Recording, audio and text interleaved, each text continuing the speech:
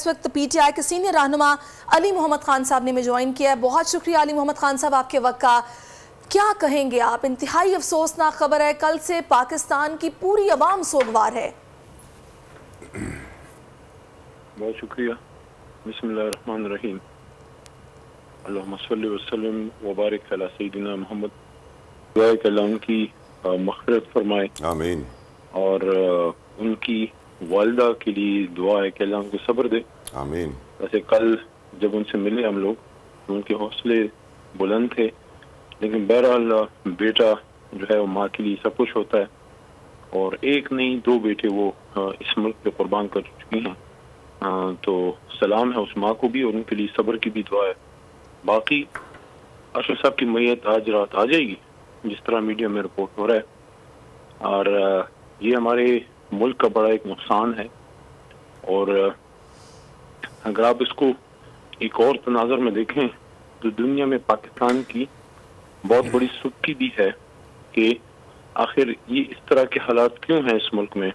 اس ملک کا ایک top journalist, دنیا میں ایک ریناؤنڈ جرنلسٹ جو ٹاپ انویسٹیگیٹو جرنلسٹ تھا، اس کو ملک کو چھوڑ کے جانا پڑا، نمبر 1۔ اور پھر ایک غیر ملک میں، دیار غیر میں ایک پاکستانی اس طرح سے جو ہے وہ شہید ہوا، تو یہ دنیا میں بھی ہم پہ سوال ہوں گے کہ پاکستان میں کیا ہو رہا ہے۔ تو یہ ہماری حکومت کی اب ذمہ داری ہے، میاں شہباز شریف صاحب کی کامنٹ کی، کہ وہ اس معاملے کی ٹھو تک جائیں، اور جتنی اس کے لیے ضروری ہو وہ اقدامات لیے جائیں۔ ہمارے پاس دنیا کی بہترین ایجنسی بھی ہے، اور الحمدللہ ہم ایک نیوکلیئر اسٹیٹ ہیں، ہم میں سکت ہے اپنے شہید کا پوچھنے کی۔ تو ہمیں اقوام متحدہ سے، کیونکہ کل جرنلسٹ کی تنظیم نے یہ بات کی تھی کہ اقوام متحدہ کی سربراہی میں کوئی کمیشن بنانے کے لیے ہماری حکومت کوشش کرے، کیونکہ ہماری عدالت یا ہماری پولیس یا ہماری ایجنسیز کو تو نیروبی میں وہ جو ہے وہ نہیں دیں گے ایکسیس۔ ہاں، اگر گورنمنٹ ٹو گورنمنٹ کوئی بات ہوتی ہے اور وہ الاؤ کرتے ہیں۔ سر آئی تھنک علی صاحب investigation should start at home. پہلے تو یہ پتا کریں کہ کیوں ملک چھوڑ کے گیا، وہ کون سے عناصر تھے جنہوں نے یو اے ای میں ان کے لیے رہنا مشکل کر دیا اور بولا کہ 48 گھنٹے میں ملک بدر ہو گئے، واپس پاکستان بھیجے جاؤ گے، اس لیے یہاں سے نکلو۔ یہ تو پتا کرنا بڑا آسان ہونا چاہیے، تو ہمارے اندر کی انویسٹیگیشن ہے سر۔ اس کے لیے جو ہر کوارٹر سے ایک بات آ رہی ہے کہ جوڈیشل کمیشن ہو سپریم کورٹ کے سٹنگ جج کے نیچے، وہ مناسب بات ہوگی تاکہ حکومت بھی اس میں جو ہے اپنا موقف پیش کر سکے، اور ایک انڈیپینڈنٹ فورم ہو کہ ارشد صاحب دیکھیں، جب ارشد صاحب اس ملک سے گئے تو یہ اس حکومت کی رسپانسبلٹی تھی، خاص کر ہیومن رائٹس کے سو کال چیمپئن بلاول زرداری کی، کہ وہ ان سے رابطہ کرتے، ان کو تسلی دیتے کہ آپ کو کوئی مس انفارمیشن ہے، حکومت پاکستان آپ کی بھرپور آپ کو تحفظ دے گی، آپ اس ملک کے بیٹے ہیں، آپ واپس آئیں، آپ کیوں فرار ہیں، آپ کیوں ملک سے باہر ہیں۔ تو اس پہ حکومت کو اپنا موقف جو ہے وہ واضح کرنا چاہیے، اور شہباز شریف صاحب جو ہیں ان کی سب سے بڑی رسپانسبلٹی ہے، کیونکہ عوام تو اپنے وزیر اعظم سے ہی سوال کرتی ہے، چاہے امپورٹڈ ہے جو بھی ہے، بیٹھے تو وزیر اعظم کی کرسی پہ شہباز صاحب ہی ہیں، تو ان سے یہ سوال ضرور ہونا چاہیے کہ جب ارشد صاحب گئے تھے، بے شک غلط انفارمیشن پہ گئے کہ ان کی لائف کو تھریٹ ہے، تو پھر حکومت پاکستان نے ان کو واپس لانے کے لیے اور ان کو تحفظ دینے کے لیے اور ان کی فیملی کو ایشورنس دینے کے لیے کیا کیا؟ صحیح، لیکن خان صاحب یہاں پہ ڈو یو تھنک کہ کمیشن اس طریقے سے کام کرے گا؟ آپ ہسٹری دیکھ لیں، لیاقت علی خان سے لے کے اب تک کون سا ایسا کمیشن ہے جس نے پراپرلی کام کیا اور اس کی رپورٹ بھی ختمی سامنے آئی ہو اور جو کٹہرے میں ہیں وہ مجرمان کھڑے ہوں؟ ایسا ہوا کبھی سے پہلے پاکستان کی تاریخ میں؟ There is always the first time۔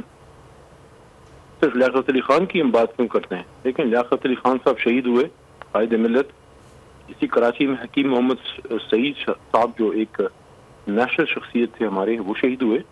مفتی شاہ مزئی صاحب ایک بہت بڑی شخصیت تھے، شہید ہوئے۔ ہمارے مسجد درویش پشاور کے مولانا حسن جان صاحب عظیم شخصیت تھے، وہ شہید ہوئے۔ غلام مرتضیٰ ملک صاحب ہمارے بہت بڑے عالم دین تھے کراچی سے، بہت نائس آدمی، وہ شہید ہوئے۔ بے نظیر بھٹو صاحبہ جو ہیں وہ شہید ہوئے۔ پھر ہماری ٹاپ براس جو جنرل ضیاء صاحب، ان کے ساتھ ان کی تمام لیڈرشپ جو ہے، وہ ملک کا کتنا بڑا نقصان تھا کہ ہماری اتنی بڑی ملٹری لیڈرشپ جو ہے وہ شہید ہوئی۔ تو اس طرح کے واقعات جو ہوئے ہیں، تو اس کی پھر بعد میں وہ چیز ہم مٹی پاؤ کر دیتے ہیں۔ تو میری تو کل بھی یہ ریکویسٹ تھی، آج بھی، کہ ارشد شریف صاحب کی شہادت کو ایک ٹیسٹ کیس بنائیں اور ہماری حکومت ہمارے ادارے اس چیز کی تہ تک پہنچیں کہ ہمارے اس ملک کے بیٹے کے ساتھ یہ کیوں ہوا. آپ نے پوچھا کہ کیا ہو سکتا ہے, کیوں نہیں ہو سکتا اگر پورا ملک تہیہ کر لے اور صحافی برادری بھی تگڑی کھڑی ہو. لیکن سر اگر حکومت اور اداروں کے ہاتھ ملوث ہیں ان کو ملک سے بھاگنے پر مجبور کرنے کے لیے, کیونکہ آپ بھی جانتے ہیں کہ جب حکومت چینج ہوئی ہے تبھی ان کا پروگرام بند ہوا, تبھی ان کو ملک سے بھاگنا پڑا, تو وہ انویسٹیگیشن کیوں کریں گے ان دا فرسٹ پلیس علی صاحب؟ دیکھیے پہلی بات تو یہ ہے کہ we must not jump into conclusions کہ اس کو کس نے کیا. ہمیں جو ہے اپنے ملک کے اداروں یا حکومت یا جو ہماری عدلیہ ہے اس پہ اعتماد کرنا چاہیے کہ یہ اس معاملے کی تہ تک پہنچیں گے. کن حالات میں وہ گئے وہ ایک علیحدہ ایک بحث ہے, اور وہاں ان کے ساتھ یہ واقعہ کس نے کیا اس کی انویسٹیگیشن تک جانا وہ ایک علیحدہ بات ہے. تو جب تک اس کی پراپر انویسٹیگیشن نہیں ہوگی تو ایک بہت بڑی بلیم گیم بھی چل رہی ہے, اس سے ہمیں نکل کے حقائق کی تہ تک جانا چاہیے. اور میرے خیال میں جوڈیشل کمیشن اس کے لیے مناسب جگہ ہے. بالکل آپ ٹھیک کہہ رہے ہیں, ٹرسٹ ہے اور بالکل اپنے اداروں پر ٹرسٹ ہے کہ اس معاملے کی تہ تک جایا جائے اور اس کو ٹیسٹ کیس بنایا جائے. کا علی محمد خان